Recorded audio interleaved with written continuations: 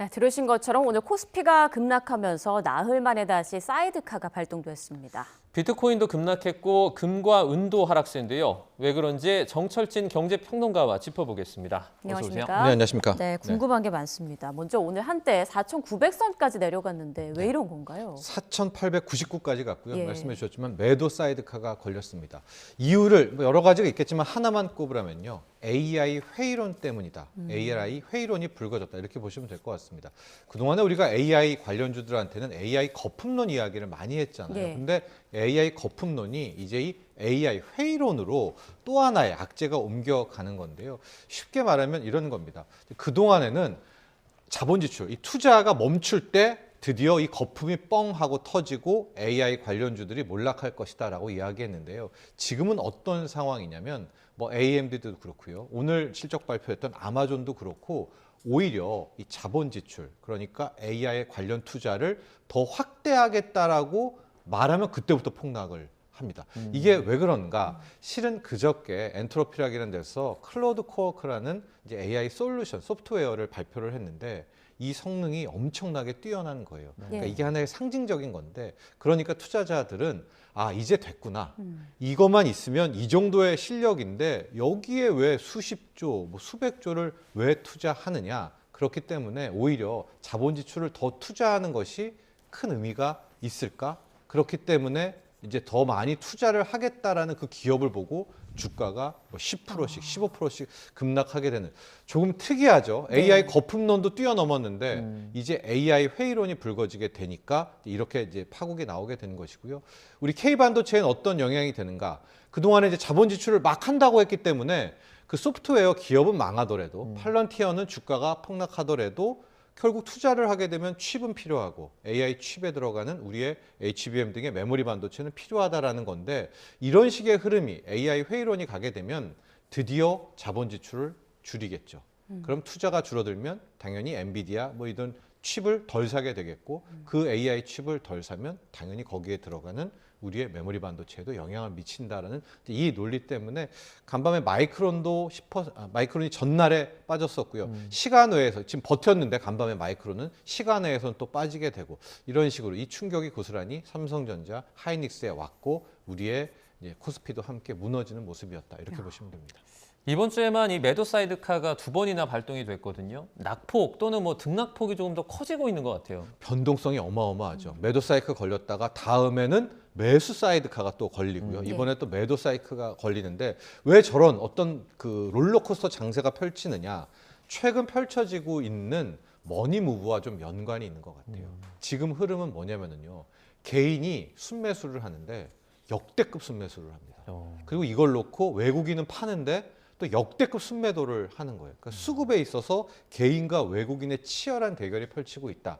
그러니까 조금 자그마한 악재, 자그마한 흔들림에 투매가 나오면 주가는 또 빠졌다가 또 자그마한 회복 신호가 나오면 지금 살 세력은 또 어마어마하니까 또 매수가 들어와서 다시 시장을 올리고 있는 이런 분위기인데요. 약간 좀 걸리는 대목이 있습니다. 지금 우리의 개인들의 투자자, 이 머니무브가 좋기는 한데 너무 많이 산다는 점. 예. 어제 같은 경우에는 거래소 시장만 하루에 거의 6조 8천억, 7조 가까이를 거래소에서만 7조를 산 겁니다. 코스닥 1조, 파생시장까지 합치면은 9조 원, 10조 원을 샀는데 오늘도 실은 거의 지금 3조 원 가까이를 또 사고 있어요. 네. 예. 근데 이게 하루 이틀 일이 아니라 최근 한 달 내 개인들이 엄청나게 사고 있는데요. 문제는 이렇게 개인만 사면 좋은데 이걸 놓고 대놓고 외국인들이 투매를 하고 있다는 점이거든요. 어제 외국인들의 기록은 뭐냐? 하루에 5조 원 넘게 팔면서 일일 순매도 최대 기록을 경신을 했고 오늘도 개인 물량 들어오니까 외국인들이 또 대놓고 팔고 있기 때문에 바람은 이 시점 어디에선가 외국인이 좀 투매를 멈추고 대신 우리 개인들은 계속 사면서 시장을 반대로 끌어올리는 이런 좀 해피엔딩과 이런 시나리오를 기약해 볼 텐데,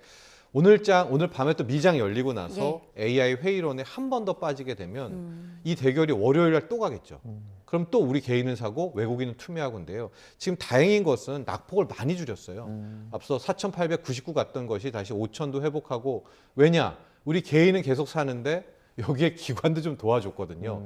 근데 이런 회복이 월요일 날 다시 V자 반등이 나오면 좋겠지만 만에 하나 또 악재, 외국인들 투매 이런 흐름이 계속 나오게 된다면 분명 머니무브는 맞습니다만 우리 개인들의 돈이 또 화수분은 아니잖아요. 예. 그렇게 되면은 수급이 깨질 가능성도 있다는 거는 꼭 기억해야 됩니다. 네, 또 증시 변동성 커지면서 환율도 1,470원대로 올라섰어요. 네, 환율도 다시 1,470원. 지금은 다시 좀 60원대로 낮췄다라고 하는데 외국인이 팔아도 너무 많이 파니까요. 뭐 하루에 2조에서 5조대를 계속 팔게 되니까 결과적으로 이제 빠져나가는 돈. 이래서 달러는 강해지고 원화 약세 흐름이 함께 나오고 있고요. 아직까지 지금 트럼프 대통령의 25% 관세율 재인상 부분이 좀 명확하게 좀 해결이 안 되고 있지 않습니까? 네. 이 점도 환율에 영향을 미치고 있는 것 같습니다. 이런 가운데 이재명 대통령이 오늘 주가 조작은 패가망신 이라면서 언론 보도를 공유하는 글을 올렸잖아요. 이게 네. 어떤 기사였습니까? 이 전 사건에서 이제 기자 2명이 선행 매매를 했다. 네. 어떤 기업의 호재를 미리 알아서 이제 그걸 가지고 자기가 먼저 사 놓고 그거를 보도를 하면서 112억이라는 거의 지금 생각해 보면 상당한 액수죠. 를 챙겼다라고 하는데 네. 그 기자로부터 아마 이제 검찰 경찰 수사가 들어가게 되면서 연루됐던 추가 기자들의 명단을 좀 확보를 한 것 같습니다. 그래서 오늘 해당 이제 경제신문사에 압수수색이 들어간 것 같아요. 그래서 그 기사를 이제 태그를 하게 되면서 주가 조작에 대한 엄단. 실은 이재명 대통령은 지금 계속해서 이야기하는 게 주가 조작 부분은 용납하지 않겠다라는 건데 이게 이제 기자로 언론에 와지 않았었습니까? 그러니까 그걸 다시 한번 경종을 울렸다라고 보여지고 있고요. 아마 압수수색을 통하면 한 지금 5명 정도의 기자가 추가로 또 연루됐다라고 하는데 예. 그 기자들이 또 이야기를 할 거 아닙니까? 이제 수사 중에 그렇게 되면 언론계에 있어서 특히 이제 이 선행매매 관행들 이런 부분이 있는 것 같고 삼성전자를 먼저 보도하고 이걸로는 움직이지는 못합니다. 다만 시가총액이 한 1,000억에서 2,000억대 비교적 소형주 부분들에 있어서는 이런 선행매매를 통해 한 것들의 변동성이 커지거든요. 예. 이번 수사를 통해서 아마 좀 뿌리 뽑겠다라는 의지도 강한 것 같습니다. 네.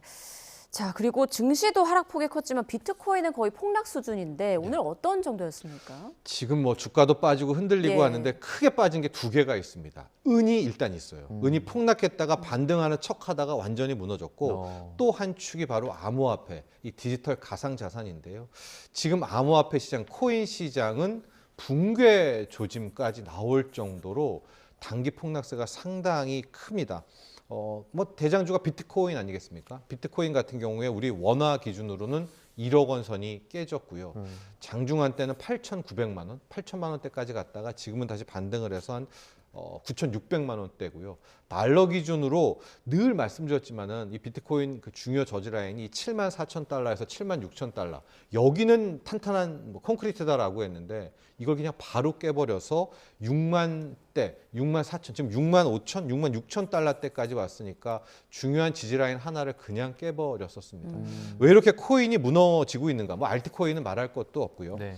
워시 쇼크가 코인은 꽤 많이 가고 있는 것 같아요. 어. 이제 새로 임명됐던 케빈 워시 연준 의장은 확실한 것 하나는 달러는 안 풀겠다는 거거든요. 추가적으로 유동성을 푸는 방식, 양적 완화를 안 하겠다.